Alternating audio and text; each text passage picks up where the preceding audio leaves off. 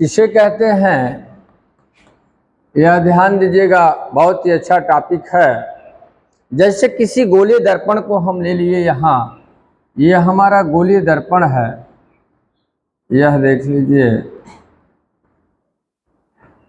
जो हमने मान लिया कि M1 और M2 है।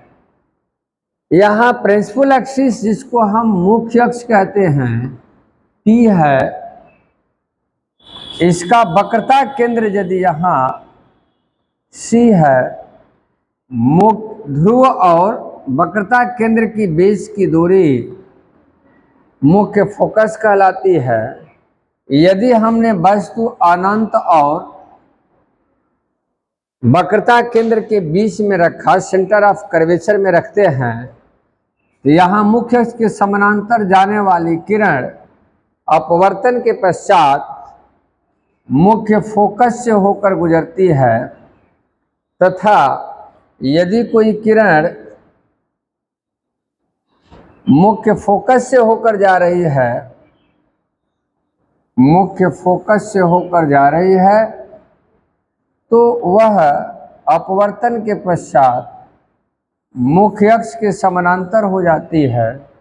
जहाँ एक दूसरे को काटते हैं वहीं ये प्रतिबिंब बनता है, जिसे हम यह मान सकते हैं I और I डैश है, यहाँ O और O डैश यह हमारी ऑब्जेक्ट है। यदि कोई किरण, यहाँ आप ध्यान देंगे हम दूसरे कलर से दिखा दे रहे हैं, यदि कोई किरण यह जाकर के ध्रुव से टकराती है, तो जितने अंश का कोण यह बनाएगी उतने ही अंश के कोण पर पुनः यह क्या हो जाती है, वापस लौट आती है। यहाँ यदि ध्यान से देखा जाए, नहीं यहाँ से एक मिनट, ये जो है यहाँ से निकलती है, ऐसे निकलती है, यहाँ से ऐसे निकल रही, इस तरह से निकल रही। यहाँ परिभाषा यदि इसकी हम लिख दें कि परिभाषा क्या होगा, तो लिखेंगे किसी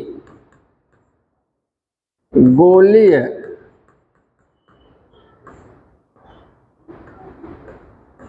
दर्पण में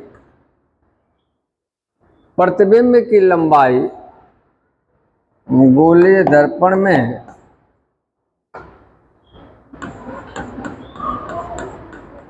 प्रतिबिंब की लंबाई तथा वस्तु की लंबाई के अनुपात को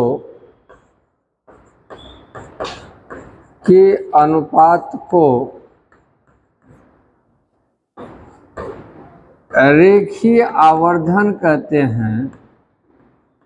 रेखीय आवर्धन कहते हैं। इसे M द्वारा प्रदर्शित करते हैं। इसे M द्वारा व्यक्त करते हैं।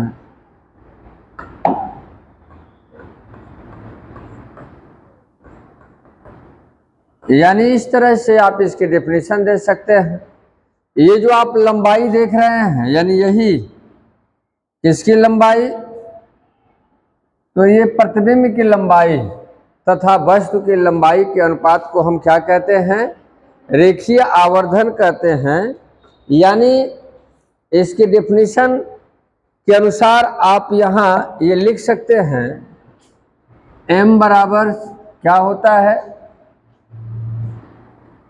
यही -v/u यह कैसे होता है हम आपको सिद्ध करके दिखा दे रहे हैं। यहाँ ध्यान दीजिए, एक त्रिभुज ले लीजिए आप, यहाँ देखिए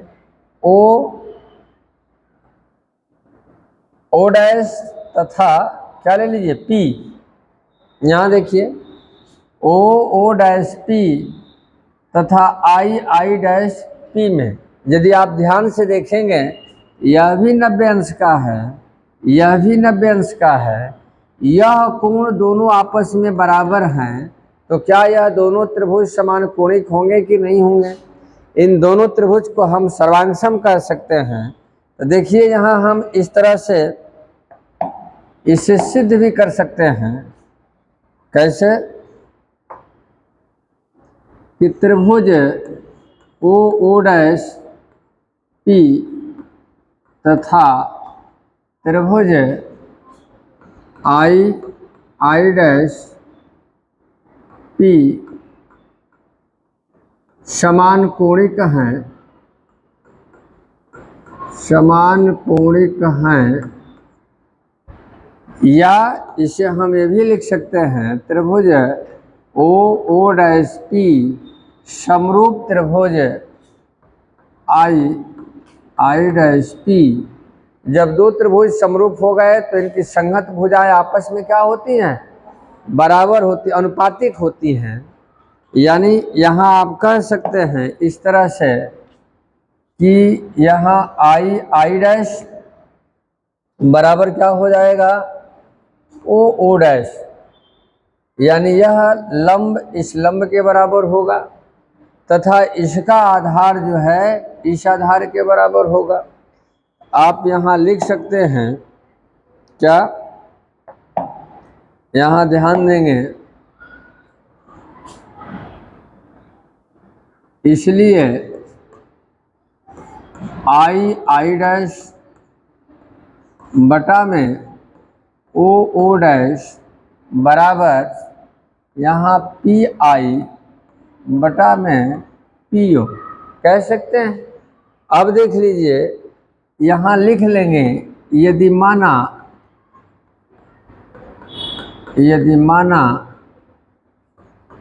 I डैश बराबर Y1 तथा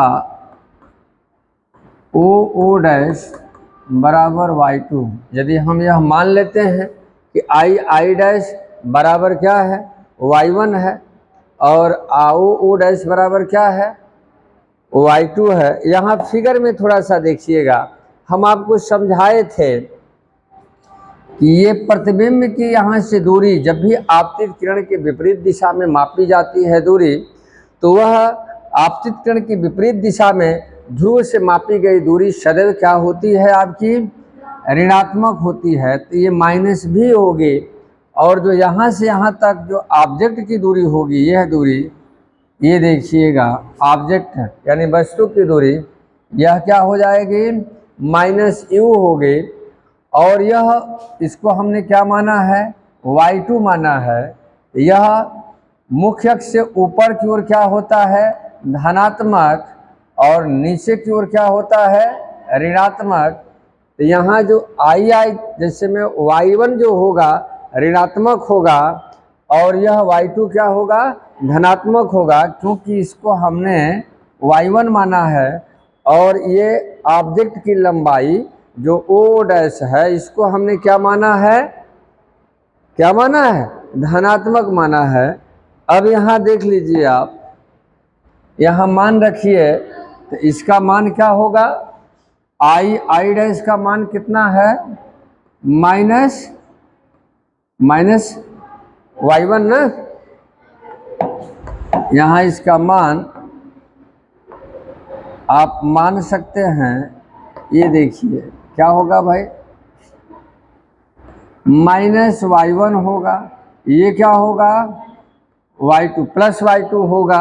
अभी मैंने आपको समझाया, यह मान कितना है? -V है, और यह कितना है? -U है। और इतना, इसी को हम क्या कहते हैं जी? यम कहते हैं। अभी हमने आपको ये डिफिनीशन बताया है, देखिए क्या? प्रतिबिंब की लंबाई तथा वस्तु की लंबाई के अनुपात को हम क्या कहते हैं? आरेखीय आवर्धन कहते हैं, जिसे हम किससे प्रदर्शित करते हैं? यम से। यहाँ इतना बराबर हम क्या लिख सकते हैं? एम। ये देखिए माइनस माइनस क्या हो गया? कैंसिल हो गया।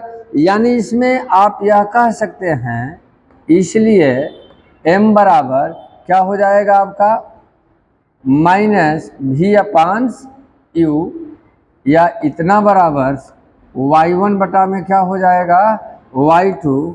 यही रेखीय आवर्धन का क्या होगा? फार्मूला होगा। यानी इन दोनों के बीच में यह संबंध रहा और यहाँ ये संबंध रहा, जहाँ आप कह सकते हैं क्या? y1 बराबर ये क्या है? प्रतिबिंब की लंबाई है। क्या है? प्रतिबिंब की लंबाई है, तथा y2 क्या है? यह वस्तु की लंबाई है। वस्तु की लंबाई है। तो इस प्रकार से आप इसे सिद्ध कर सकते हैं।